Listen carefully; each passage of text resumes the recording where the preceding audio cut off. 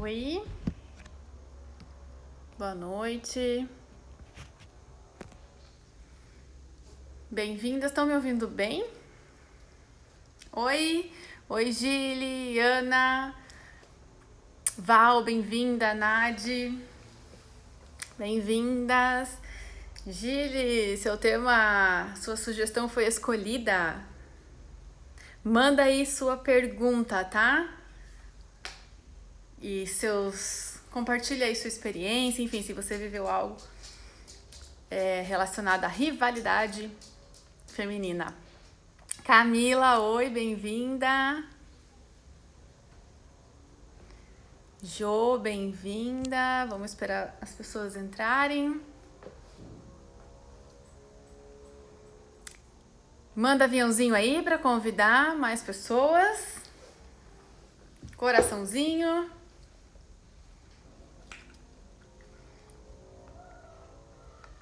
Vamos falar sobre relacionamento interpessoal. Gente, vocês me mandaram muitas perguntas e sugestões, então eu meio que setorizei, assim, pra gente tentar encaixar uma coisa na outra, tá? E aí, no final, vai ter uma surpresa aqui, uma pergunta surpresa. Eu acho que para as próximas eu também vou fazer isso, vou pegar aquelas sugestões e vou setorizar, tá? Tem muita sobre relacionamento e sobre relacionamento conjugal e pais e filhos. Achei bem interessante.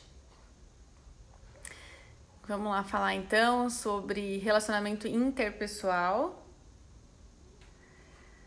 Essa habilidade, não, essa necessidade que nós temos de nos relacionarmos. Oi, Isa, bem-vinda. Manuela, bem-vinda. Renata, boa noite. Oi, Tati, bem-vinda. Oi, Vandréia. Oi, Lara, bem-vindas. Vamos lá, vamos falar sobre relacionamento interpessoal, como eu tava... Oi, Bruna. Tava falando aí. Oi, tia.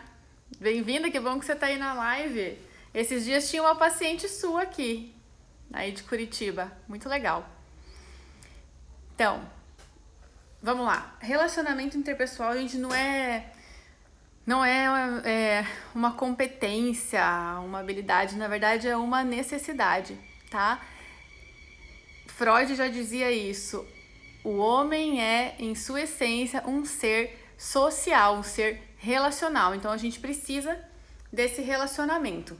Acontece que nós temos muitos desafios, né, nos relacionamentos interpessoais.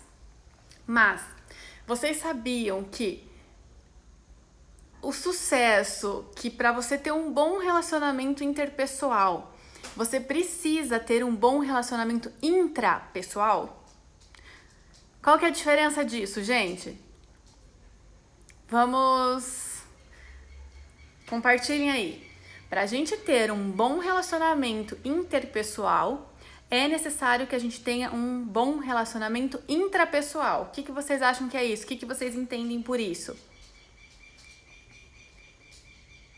Que é aí que tá a chave dos nossos desafios. Intrapessoal é a forma como eu me relaciono comigo mesma, tá? Então, se eu não estou bem comigo, se eu tenho coisas mal resolvidas, isso vai ser externalizado, isso vai ser projetado no relacionamento interpessoal. Se eu tô de boa comigo, se eu tô em paz com as minhas dores, se eu sei das minhas dores emocionais, porque não vai existir uma pessoa que não vai ter dores emocionais, né? Para que ela possa estar bem com os outros. Então, se eu tô em paz comigo, com as minhas sombras, com as minhas virtudes, se eu tô resolvendo as minhas questões internas, se eu tô questões bem resolvidas, traumas resolvidos, eu tenho condições de ter um relacionamento interpessoal saudável e positivo. Ah, vai ser tudo perfeito? Não. Mas eu vou ter ferramentas internas para lidar com os desafios que a gente vai encontrar. Por isso que você tem que estar bem com você. Então, a ideia é que vocês pensem aí, para quem... não sei se quem mandou a pergunta, uma das perguntas sobre relacionamento interpessoal já está aqui. Mas, pensem aí, quando vocês estão com alguma dificuldade num relacionamento interpessoal. Façam essa análise, tá? Estou com algum problema nesse momento? Estou vivendo um desafio num relacionamento interpessoal, seja ele no campo profissional, seja ele no campo das amizades, da família. E como que eu estou? Então, sim, estou tendo desafios, estou tendo dificuldades no meu relacionamento. Hoje eu tô com a língua enrolada o dia inteiro. No meu relacionamento interpessoal. Como que está o meu intrapessoal? Tem algo que eu tô vivendo aqui que eu não tô dando atenção suficiente? Que eu tô fugindo? Que eu tô negando? E daí isso tá...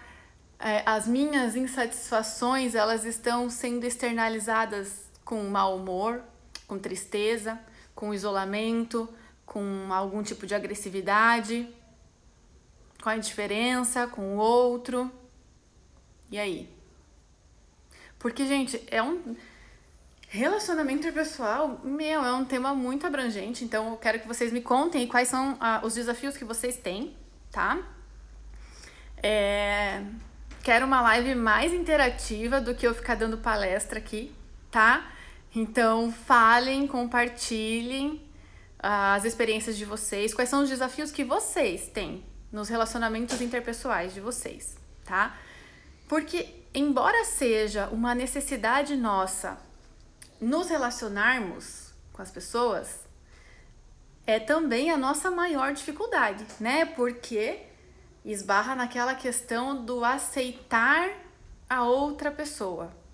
E aí, normalmente, quando a gente se depara diante de uma dificuldade no relacionamento, qual é a primeira coisa que a gente faz? Qual é, assim, o primeiro impulso, a primeira autodefesa? Tô com uma dificuldade. O que aquela pessoa tinha que mudar? Aí eu fico pensando, né, e se aquela pessoa fizesse tal coisa, eu acho que ela deveria agir assim, eu acho que ela deveria agir assado. Então isso é muito natural. Lógico que quanto mais terapeutizado você for, menos julgamento você vai ter, menos você vai olhar para o próximo e mais você vai fazer sempre o movimento de buscar primeiro em você, tá? Até porque a gente sabe que tudo que chega até nós chega para que a gente se cure de algo relacionado àquilo, né? Nada vem para nós por acaso, então tem algo ali pra gente aprender, né? Pra gente se curar. Então, quando você tem essa visão, nossa, teus relacionamentos interpessoais ganham, assim, absurdamente em qualidade, né? Mas quando você não tem, o negócio fica travado. Então, a maioria das pessoas, elas travam ali. Ficam sempre na análise do outro, do que o outro poderia fazer, porque se o outro não falasse assim, eu não ia agir assado, porque se o meu chefe é grosso, se ele não fosse grosso, porque se a minha colega de trabalho não fosse fofoqueira, porque se a minha mãe não fosse, sei lá, mandona, ou se não fosse intrometida, enfim, e aí vai, né?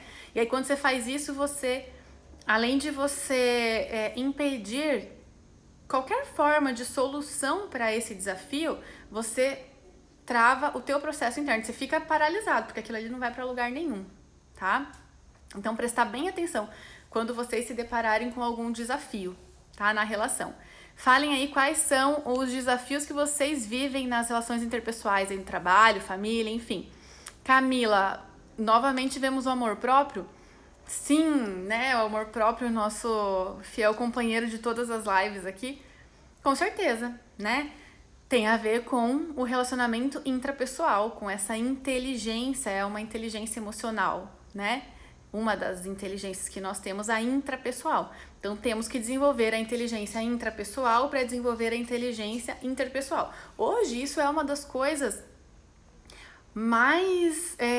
um dos critérios mais avaliados e mais solicitados numa entrevista de empregos, tá?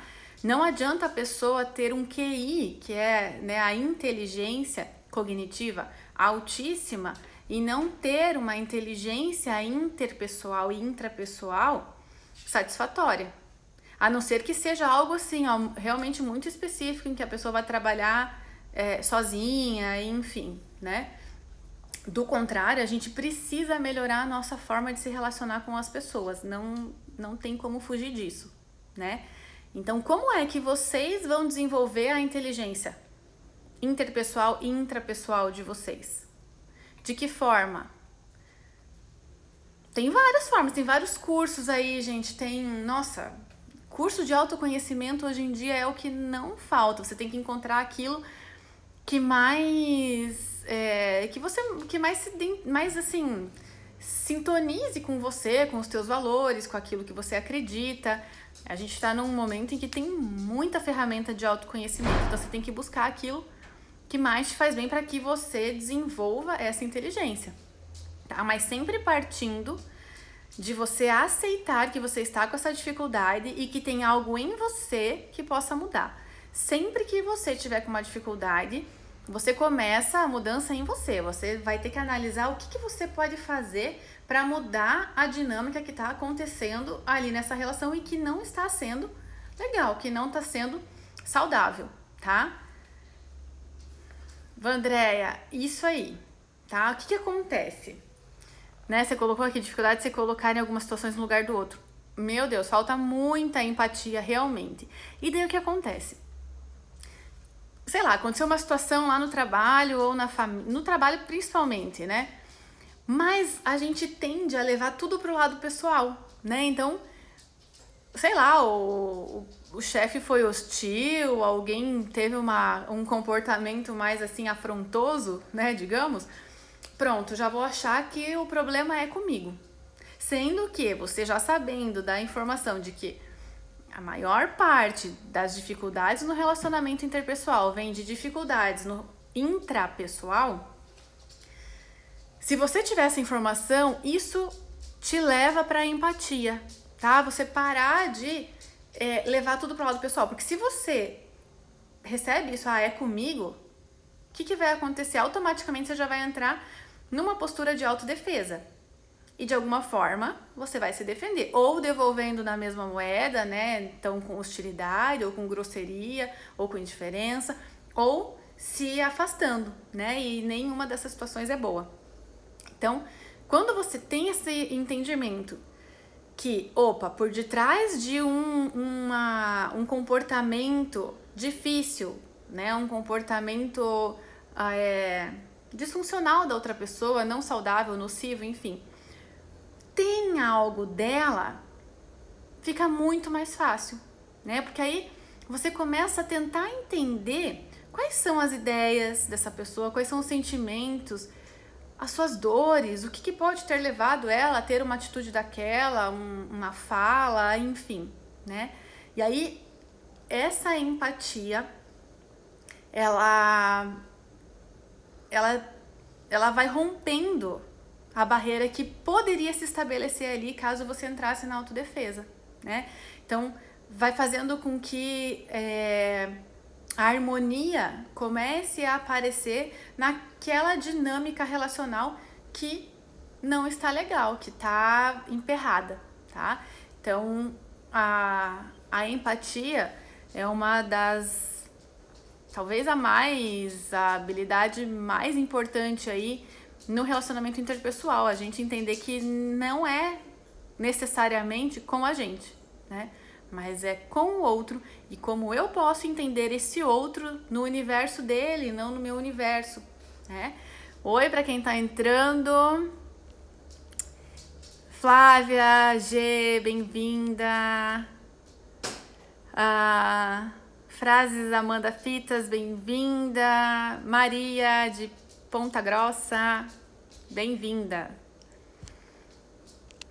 Então, olha só o quanto, de novo, né, a gente entra na questão do autoconhecimento. Quanto mais eu tenho conhecimento sobre mim mesmo, sobre como as pessoas, como é o funcionamento do ser humano, mais eu vou ter qualidade nas minhas relações interpessoais, mais eu vou saber lidar, né? Outro ponto que é muito importante nas relações interpessoais é a gestão das emoções, né? Você saber como gerenciar as suas emoções, o que é que você está sentindo, como é que você se sentiu em determinada situação com aquela pessoa ou com aquele grupo e o que você vai fazer com essas emoções, né?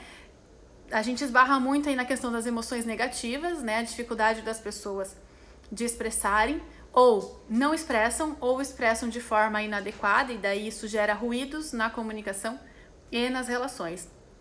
Então a gente tem que aprender a lidar. Para aprender a lidar, o caminho é conhecer, reconhecer. Qual é a emoção que eu estou sentindo nesse momento? De onde vem essa emoção e para onde eu vou mandar ela? Né? Vou mandar para PQP junto com a pessoa? É uma opção. O que você vai ter de consequência depois? Você vai ter que arcar, né? Então, tem relações que se estabelecem dessa forma e do mesmo jeito que vai e volta e aquilo ali não fere ninguém. Até que ponto? Não sei. Mas tem relações que são assim e ninguém fica ressentido, sabe? Vocês devem conhecer relações que são assim, né? Que é tudo não vou dizer que é hostilidade porque não é de uma parte só, mas é numa comunicação mais agressiva mesmo, né? E ok, é o jeito que aquela dupla, enfim, que aquela dinâmica se entendeu, tá? Mas a gente tem que aprender a lidar com as nossas emoções. Se algo nos desagradou, como é que eu vou mostrar o meu desagrado? Porque não mostrar não é bom. Isso aqui vai ficar sendo represado dentro de mim. A gente já falou em uma live aí anterior que represar emoções negativas nos faz muito mal. Não só emocionalmente, mas mentalmente e fisicamente. Então, não é o caminho. Nós sabemos do poder, da potência, da técnica da escrita terapêutica. Então, isso aí é um ótimo meio para você aliviar suas emoções negativas. E quando for ter uma conversa, né, com essa pessoa da qual você está tendo algum tipo de dificuldade relacional, você já ir assim, com a comunicação mais limpa, né? Falando aquilo que realmente deve ser dito. Aí entra a questão da comunicação assertiva também, né? No relacionamento interpessoal. Teve uma pergunta que era referente a crianças que têm dificuldades de relacionamento. A gente tem que avaliar, é mais amplo ainda, né? Porque isso pode estar relacionado ao ambiente familiar, a como que é essas relações intrafamiliares e daí como que essa criança está levando isso para o mundo externo, que é a escola, né? Que é o segundo meio social.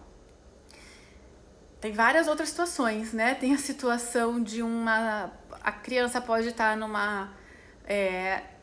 num movimento de inferioridade, então ela se sente por alguma razão, ela tem um complexo de inferioridade, então por alguma razão, na hora ali do relacionamento, ela não consegue lidar com isso e aí entra em atritos como uma forma de se defender, tá? Então pode ser por conta disso, pode ser por conta de bullying. São várias dinâmicas que estão por trás aí que tem que ser avaliadas, tá? Ainda mais no universo da criança, a gente tem que ter um olhar muito mais extenso, né? Muito mais amplo para conseguir entender a dor dessa criança, tá? Mas sempre tem que partir da mesma forma como nós adultos a gente parte do intrapessoal, a gente tem que partir do intrafamiliar também, né? Será que tem alguma coisa ali na família que não tá legal e que tá enviando uma informação inconsciente para essa criança da forma de se relacionar, né? Ou a criança, ela, através de um mau comportamento dela, ela evidencia um comportamento familiar ou de algum familiar, tá? Como se ela estivesse repetindo, né? Então, sei lá, o pai tem problemas no trabalho. Daí o filho começa a ter problemas na escola de relacionamento, que é o meio em que ela convive. Pode ser uma repetição de padrão, a gente pode trazer pela questão da constelação familiar, pode ser uma lealdade a alguém que teve dificuldade de relacionamento, ou alguém que se sentiu inferiorizado nisso, então essa criança repete, tá? Esse padrão, enfim. São muitas dinâmicas por trás aí da questão do relacionamento interpessoal, tá? Mas o principal, relacionamento intrapessoal em primeira instância, sempre na análise de vocês, tá? Qualquer desafio que chega, traz pra você. O que tem meu aqui? Qual é o que eu não tô sabendo lidar em mim, que eu não tô agora conseguindo lidar no grupo, né? O que eu tô externalizando ali, o que eu tô recebendo aquilo de uma forma que está sendo desagradável pra mim, tá? E, lógico, a comunicação sempre, né, gente? Comunicação, a gente tem que treinar nossas habilidades de comunicação, a gente tem que aprender a diminuir os ruídos aí na fala, tá? Entre o que eu falo e o que o outro recebe. Tem um desenho que é muito legal sobre isso, que ilustra, na verdade, isso, né? Que entre o que eu penso e eu falo, e entre o que o outro escuta e ele entende, tem uma distância muito grande. Então, a gente tem que aprender a ter uma comunicação bem assertiva para diminuir essa distância e os ruídos que acontecem ali, tá? Para quem entrou depois, oi Rosali, bem-vinda. Oi Camila de Joinville.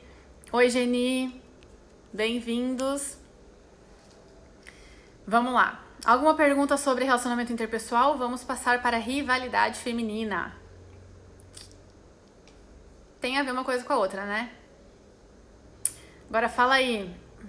Quem é que nunca sentiu uma invejinha básica de uma amiga, de uma colega da escola, de uma colega do trabalho, de alguma bonitona que tava circulando aí numa festa, da roupa? Quem nunca, hein? Não é que atire a primeira pedra, que atire a primeira bolsa, né? Vamos lá. Ninguém se pergunta, então, o que é tal da rivalidade feminina, gente?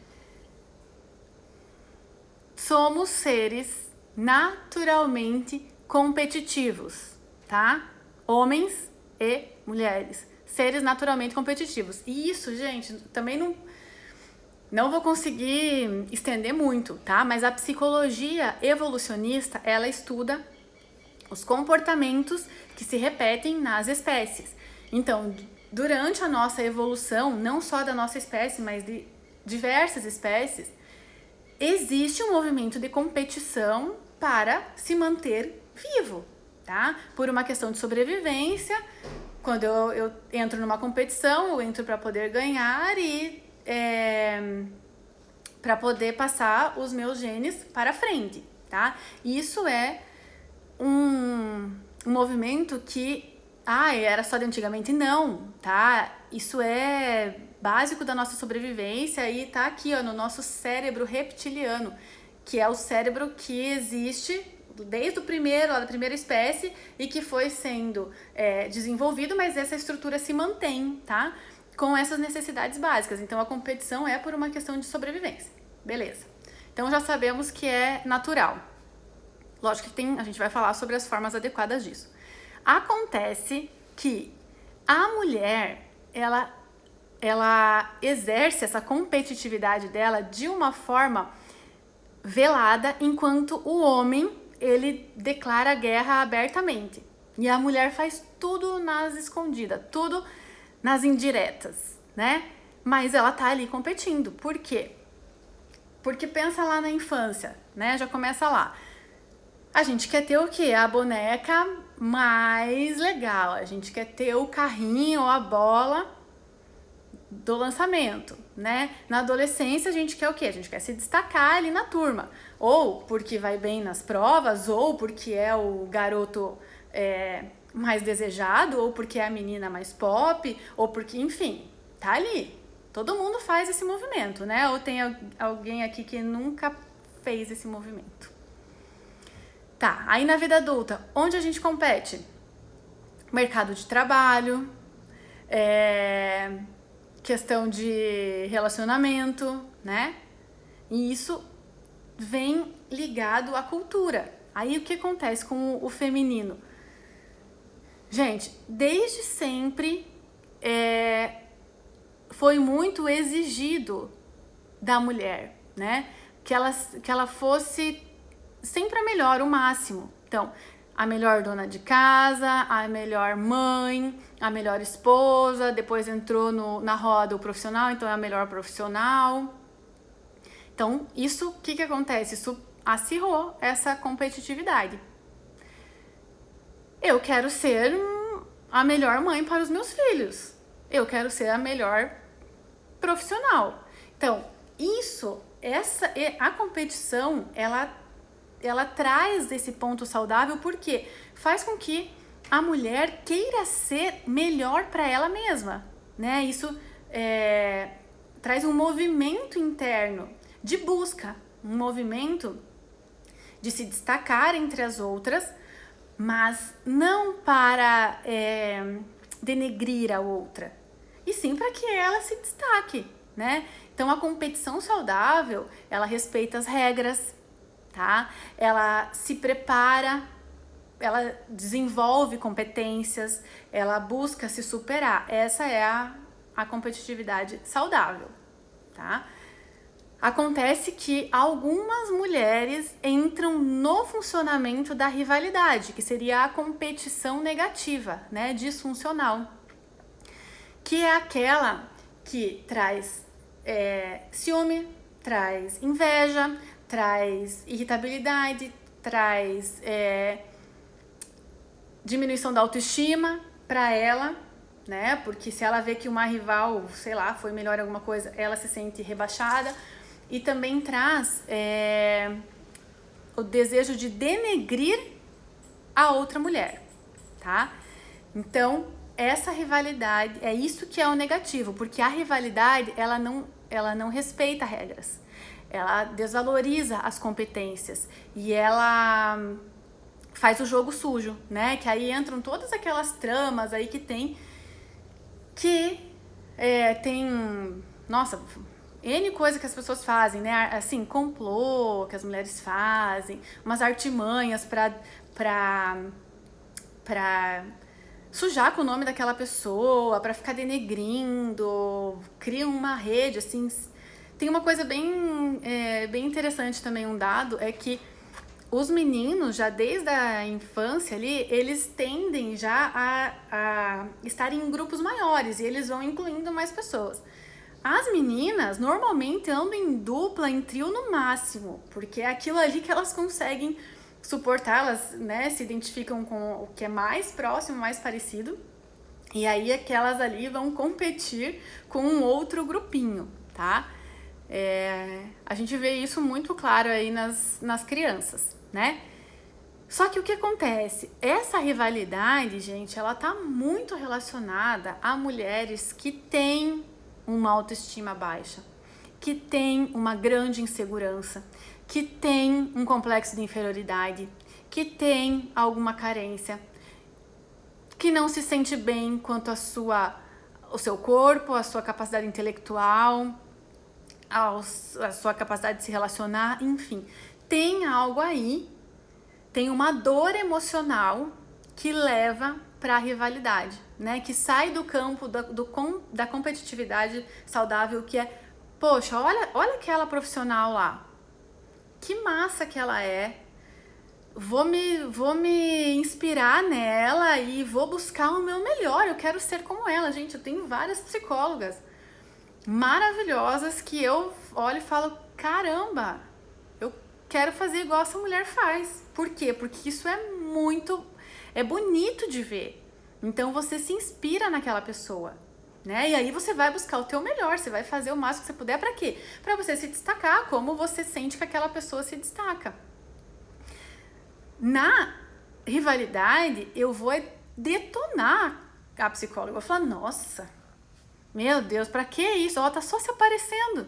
Pra que fazer isso? Ai, não, mas eu não gosto do jeito que ela fala. Ai, mas a roupa, você já viu? Tá sempre o quê? Desqualificando. Então, teve uma pergunta assim, como que eu identifico a rivalidade? Presta atenção, a pessoa tá sempre se comparando com você. Ou com alguém, tá? Digamos que não é com você, mas você tá lá no teu ambiente de trabalho. A pessoa tá sempre se comparando. A pessoa tá sempre desqualificando algo no outro, né? Então, alguém fala de um ponto positivo, a pessoa já... mas... tem essa coisa aqui que não é muito legal. Então, ela sempre busca algo para diminuir, né? Para desqualificar mesmo. Ela tem dificuldade em admirar as amigas, as colegas, as pessoas da família, enfim, tá? Fica fazendo intriguinha, assim, falando, né? Que é a tal da fofoca, enfim. Tudo isso é sinal de que vamos ligar as antenas vermelhas aí que estamos num campo da rivalidade. E aí, o que você vai fazer com isso? Vai entrar no jogo? Vai querer lutar? O que você vai fazer? Qual será que é a melhor estratégia pra gente lidar com a rivalidade? Eu tenho umas perguntas e dois relatos bem legais aqui, que eu acho que vai assim, com certeza vocês conhecem alguém ou já passaram por situações assim, enfim, né? Mas a melhor opção, gente, sempre se aliar ao inimigo, tá? Não fica querendo lutar, não se iguala. Alia, porque daí você diminui as defesas da outra pessoa, tá? Vamos lá. Tá. Comparação excessiva com as outras, sempre buscando imitar. Sim, isso é muito comum, tá? Da rivalidade feminina. Como ela tem essa autoestima rebaixada, ela vai ficar se comparando, porque a comparação é o quê, gente? Tem algo que falta em mim, então eu tenho que ficar o tempo todo buscando no outro, tá? E aí vai imitar. Tem um relato sobre isso muito legal. A pessoa começa a fazer coisas igual a você. Ela começa a se vestir igual a você, ou ela começa a ter um trejeito igual a você. Ela faz esse movimento, mas ao mesmo tempo ela também faz a desqualificação, né? Que a pessoa colocou aqui, as críticas excessivas quando a outra foge do que parece ser convencional. Sim, tudo aquilo que ela não faz, ela vai criticar, e tudo aquilo que ela gostaria de fazer, que ela gostaria de ser, mas por alguma razão ela acha que ela não consegue, ela vai criticar também. Esse é muito o funcionamento da inveja, tá? Tudo aquilo que eu admiro no outro e que eu tenho dentro de mim, que eu não sou capaz, que eu não consigo, que eu não vou dar conta, eu destruo no outro, tá? Esse é bem simples, assim, o movimento da inveja, tá? Tudo aquilo que eu admiro, eu desqualifico, eu destruo, eu aniquilo no outro, porque dentro de mim eu tenho uma informação de que eu não sou capaz daquilo, tá? Então, o que é a inveja? É tudo aquilo que me limita, que eu tenho dentro de mim crenças limitantes de que eu não sou capaz de algo e eu preciso, então, destruir no outro, tá? Porque eu não dou conta de lidar com o fato de eu não conseguir aquilo. Então, a gente precisa fazer o movimento aí de transformar a inveja em admiração, que é isso que eu falei, olha, aquela mulher lá tem um corpo que eu acho muito legal. O que eu posso fazer para melhorar? Vou em busca de mim. Então, a questão lá que se criou o termo da inveja branca, né? Na verdade, eu não concordo muito com a inveja branca, porque pra mim daí é admiração, tá? Então, eu admiro uma pessoa, eu vou me inspirar nessa pessoa. Eu vou buscar o que eu posso ali, tá? O que eu também posso. Vou desenvolver as minhas capacidades para alcançar aquele resultado também, ao invés de eu ficar denegrindo, tá? Ó, notei que eu dei uma resumida aqui no relato, tá, gente? Se alguma coisa não fizer sentido, vocês me falem. Notei que além dela ter uma inveja do meu relacionamento, porque o relacionamento dela vivia os trancos e barrancos, ela estava começando a me imitar. começou a se vestir igual a mim, usar os mesmos tipos de acessório e até mudou a cor do cabelo para ficar parecida com a do meu. Resolvi me afastar dela quando o meu relacionamento acabei e eu vi ela sorrir disfarçadamente quando dei a notícia a ela. Então, tá aí, ó, várias coisas que a gente tá falando, né? Vários sinais, tá? Se comparou, quis imitar, enfim. Puxa, o que a gente tem que ter aqui por essa pessoa? Empatia. Meu, ela deve estar numa dor muito grande para ela ter que fazer isso. Nada do que ela tem era bom. Ela teve que imitar comportamentos, ela teve que imitar vestimentas, ela teve que imitar, mudar a cor do cabelo. Então, pensa no sofrimento interno imenso que essa pessoa devia estar passando, né? A gente usa daí o que a gente falou no relacionamento interpessoal, que é a empatia, né? E não pegar isso pra você. Logo que entrei na empresa, tive problemas com uma colega que, em vez de me ajudar a me integrar ao ambiente, fazia tudo para atrapalhar o meu serviço. Não passava informações importantes, não me mostrava como funcionavam as coisas e não tinha a menor boa vontade para tirar as minhas dúvidas. Tive que me virar sozinha para descobrir as coisas e isso atrasava imensamente o meu trabalho. E ainda descobri que ela andava dizendo que eu era muito incompetente para o cargo e que logo eu seria demitida. Então, isso traz uma outra questão, né, que é o quê? Além da falta de empatia. O que a gente tem se falado tanto aí, que é a sororidade, né? Que é essa união das mulheres. Por quê? Por que isso não tem que ter com os homens? Porque, como a gente falou no começo, com eles é tudo muito claro, é aberto, né? Se é guerra e aquilo ali tá bem definido. Com as mulheres, por todas essas questões, isso ficou muito escondido. Então, quando você entende que, assim, o teu principal objetivo é você melhorar o teu universo, você dominar o seu próprio universo e não invadir o universo das outras, da outra pessoa, nós todas ganhamos, né? Que é isso, que é essa união, é você valorizar o que é do outro. Só que para isso, gente, exige um trabalho interno muito grande, porque se a pessoa tá presa... Oi, Nádia, bem-vinda. Se a pessoa tá presa na insegurança, se a pessoa tá presa na inferioridade, na baixa autoestima, como que ela vai conseguir entrar no movimento de sororidade? Não vai, porque aquilo ali tudo é ameaçador para ela. Então, precisa primeiro mudar todos esses processos internos para daí sim fazer essa união, né, que esse movimento traz, tá? A gente precisa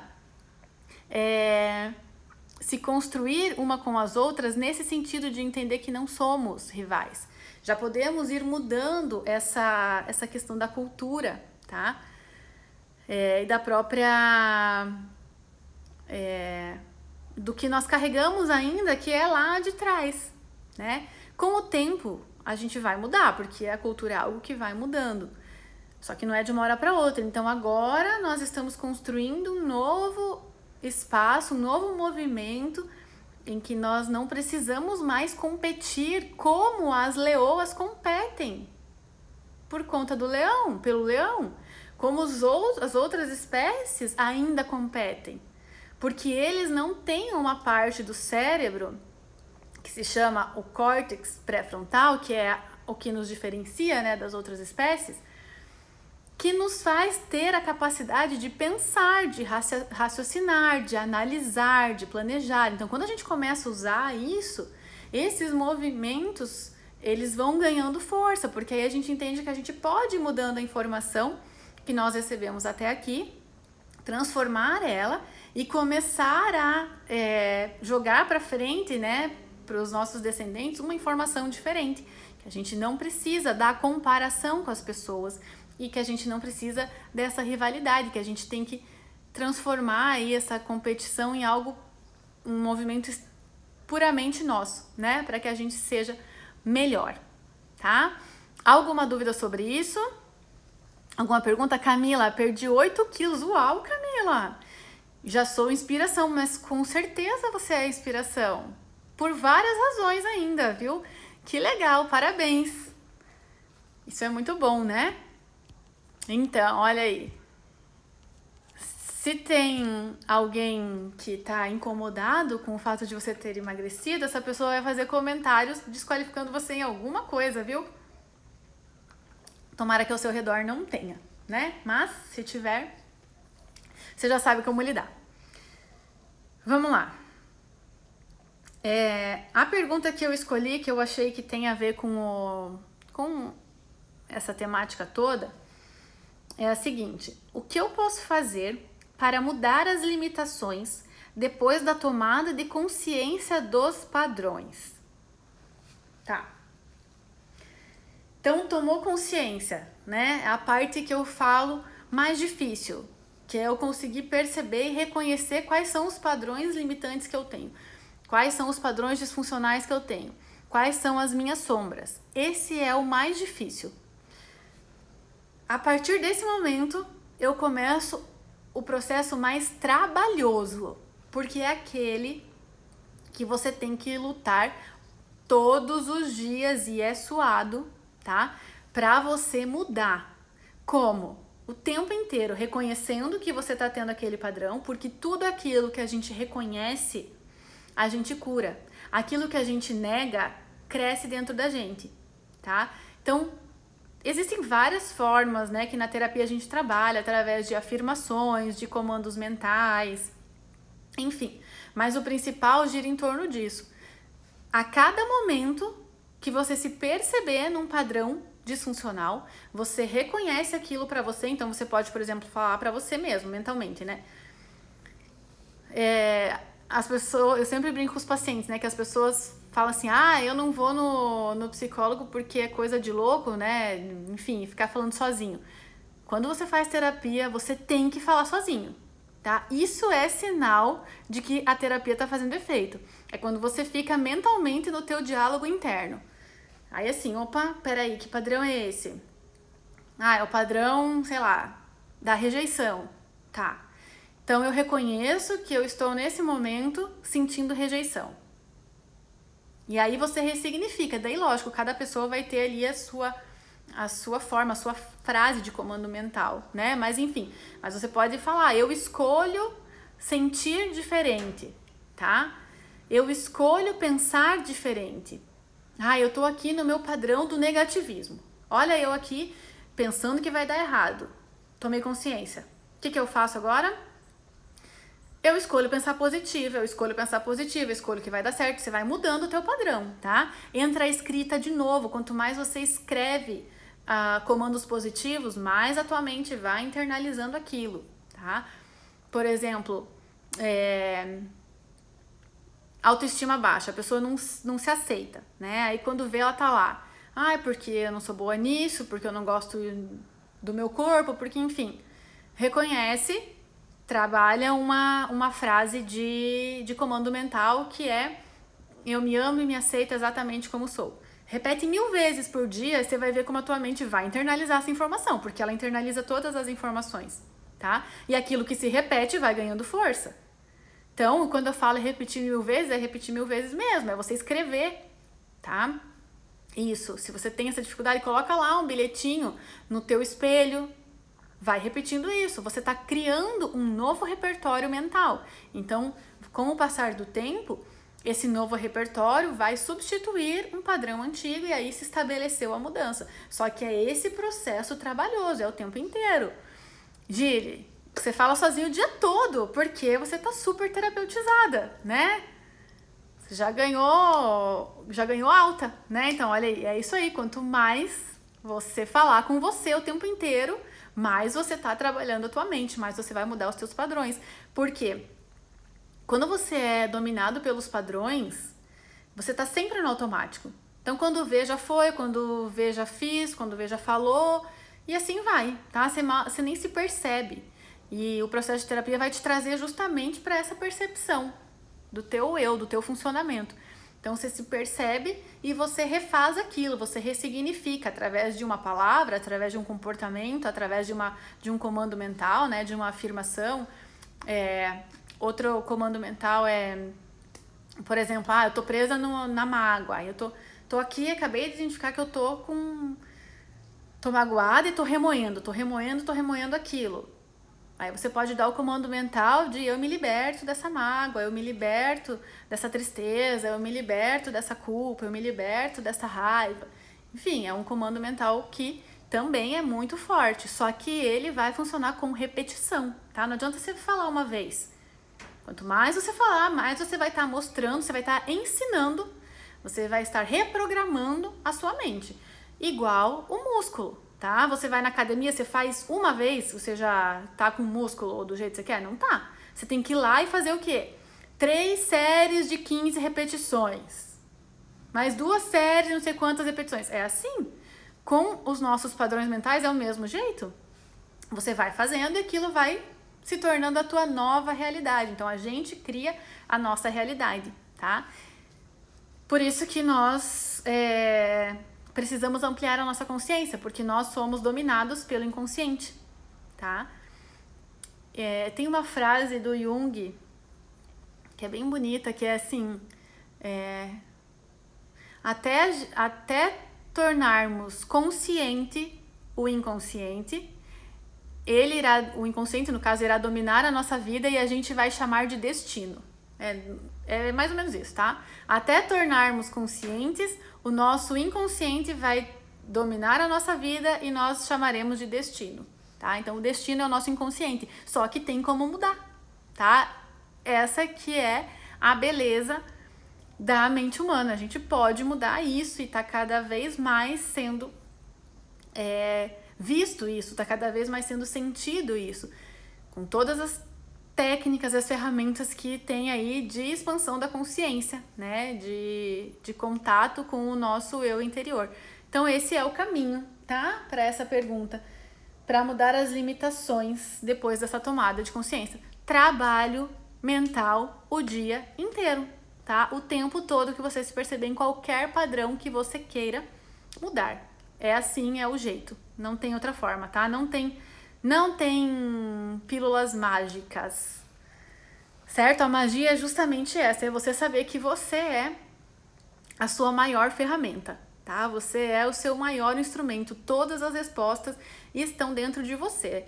Então você tem que saber acessá-las e a terapia, ela faz isso, né? Ela ajuda você a procurar dentro de você quais as ferramentas que você deve usar em cada situação. Só que todas as ferramentas já estão aí dentro de você, tá? Não é o psicólogo que vai lá e vai te dar. Elas já estão aí. O psicólogo vai ajudar você a encontrar essas ferramentas. E isso é muito bonito, né? Para quem faz terapia sabe o quanto que isso é bonito, é belo, né? Esse movimento. Embora seja doloroso, né? A gente se soltar dos padrões, a gente vive lutos, né, nessas fases aí do soltar, mas a recompensa é sempre muito gratificante, né? Certo, gente? É isso. Tô ficando até rouca já. Alguma pergunta sobre esses 3 temas? Algo que vocês queiram compartilhar? É verdade, Camila, é libertador, né?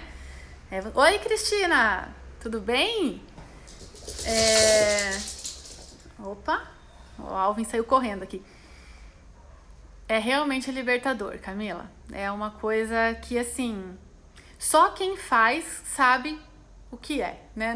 Não tem como a gente expressar, assim, palavras, né? Só passando pra gente saber o quanto é bom, o quanto nos faz bem, né? Então é isso, gente. Acho que semana que vem vamos pegar a temática aí de relacionamentos ou de pais e filhos. O que vocês acham? Muito, né, Rosalie? Contem pra mim, o que vocês preferem? Relacionamentos afetivos, amorosos ou relacionamento pais e filhos? E daí assim, ó, eu não vou delimitar os temas. Vocês vão mandar as perguntas, tá? Então, se tiver uma pergunta, eu vou responder uma pergunta e acabou a live. Beleza? Vocês podem mandar no meu direct, vocês podem mandar na caixinha que eu vou abrir ou aqui na hora da live. Vamos fazer só de perguntas e respostas com aquela temática. O que vocês acham? Pais e filhos, Cris, beleza. Marinês também, pais e filhos. É fantástico saber que a nossa mudança só depende de nós. Então, G, é fantástico e para muitas pessoas é assustador. Porque quando eu entendo que a minha mudança só depende de mim, eu tenho que me responsabilizar por ela.